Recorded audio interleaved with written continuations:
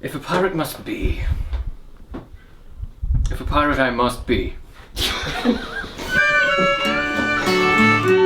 Oh, Good story. it's the actual title.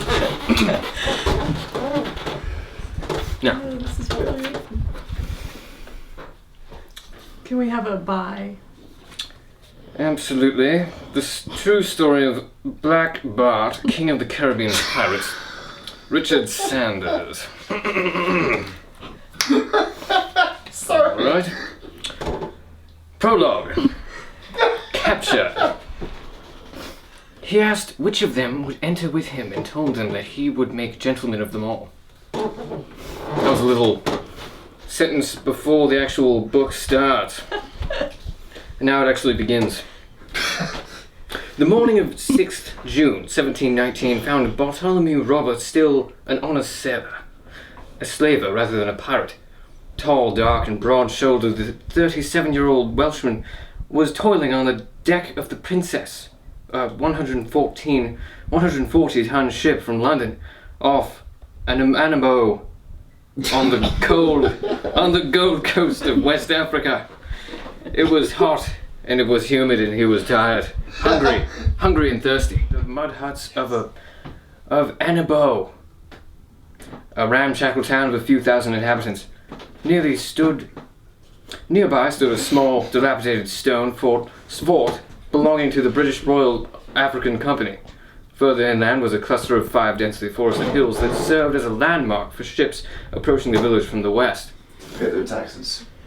Green parakeets, with bright red heads and tails, darted to and fro. It was a busy, industrious scene, which would have warmed the hearts of the slave traders back in London, Bristol, and Bordeaux. But for Roberts, and everyone else there that day, it was a scene of utter wretchedness. And that is an example of a ship. If you focus on this ship that Jess is holding right now, that is a small ship.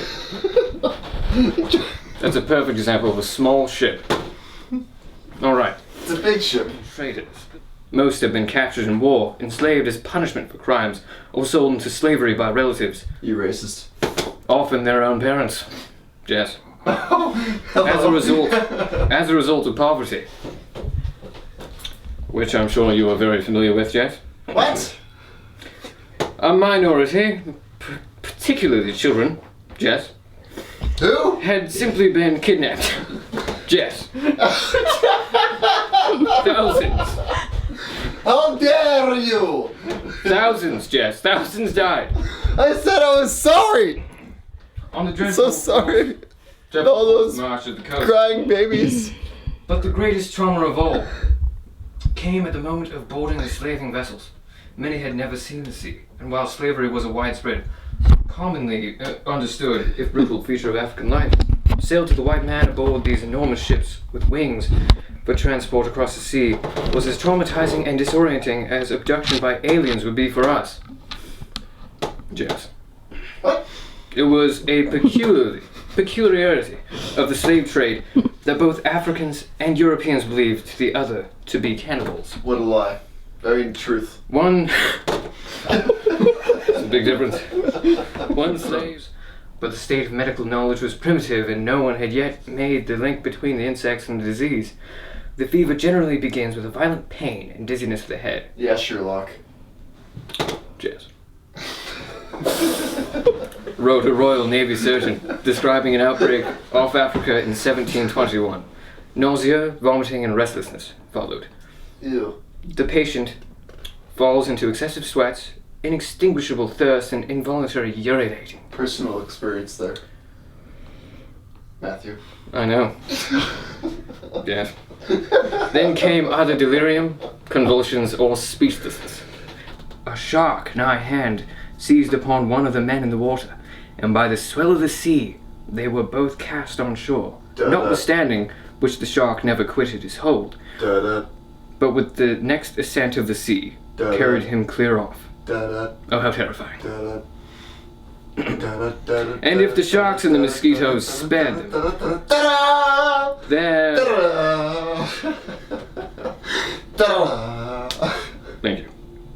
And if the sharks and the mosquitoes spared them, there was a third peril that grew with every day Roberts and his shipmates stayed on the coast. Slave Which is revolt. it, straight or stayed?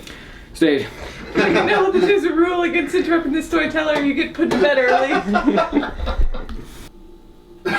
I have never seen among my people such instances of brutal cruelty, and this is not only shown towards us blacks, but also to some of the whites themselves, wrote one slave.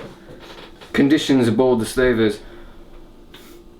And now, a brief moment, with a robed man carrying a book. Thank you, Jet. Conditions aboard the slavers were appalling, even by the standards of the merchant navy at that time. And once again, thank you, Jess. Water and food were always in short supply. Alexander Falconbridge, a ship's surgeon, described seeing a sailor rise at dawn to lick the dew from the roof of the chicken coop. On another voyage, sailors were caught begging food from the slaves. Once the slaves were aboard, the crew was generally obliged to sleep on the open deck, with only a tarpaulin for cover. And now, now we skip way ahead in the future. It's one small step for man on a slave voyage. Spock, beat me up.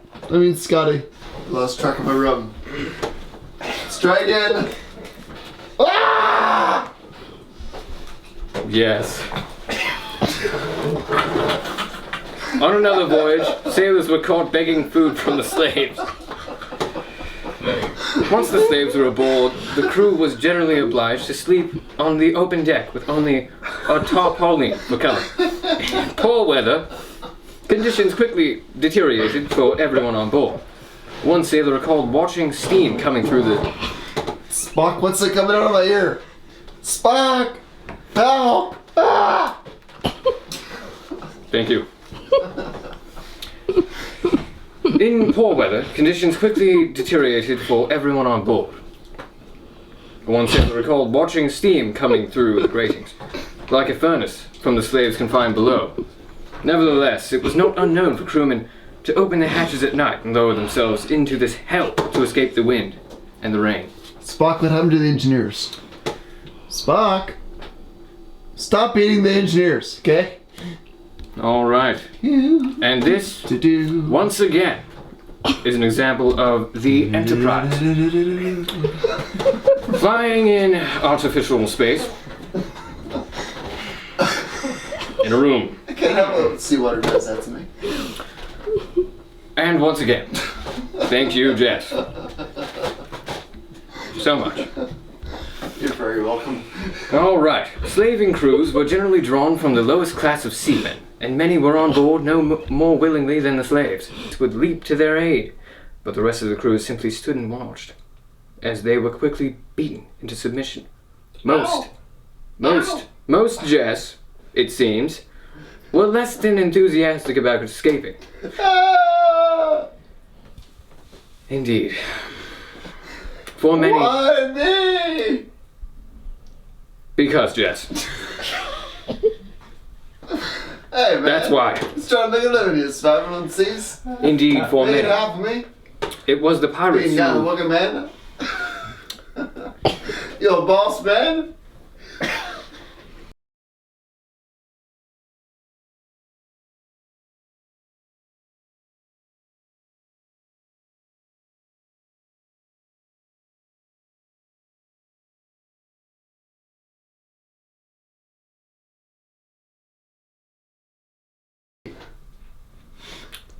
Correct. Jess.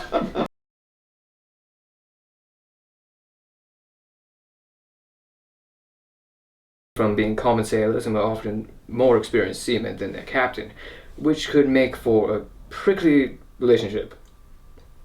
Pickly. Dill. Oh! Cheerio! Rather than the sweet kind. Oh. The mustard kind? Much, much prefer dill. Ouch. Many I'm were sorry to be for found that. among the leaders of Terrible mutinies, cucumber. and it would Poor cucumbers. not have surprised anyone had Roberts accepted the pirate offer. It was another, more intangible factor that inclined him against it. That solitary man. He disliked alcohol, highly unusual among sailors. Yes. You like rubbing alcohol And better, I'll preferred- tell you that! Ah! Oh. What a story! And preferred tea. And hydrogen Pepto-Bismol. And preferred tea, which he drank constantly. And he had a little taste for gratuitous violence. Above all, he was disciplined and There wasn't intelligent. black tea, I can tell you that. That's right. He couldn't have been more different from the pirate stereotype. Revulsion against the apparent anarchy of pirate life. Oh boy. But pirates were always desperately short of skilled officers, slaving for piracy. The end of chapter 1.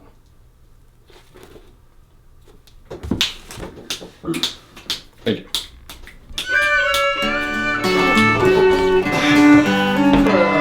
Thank you, Jess.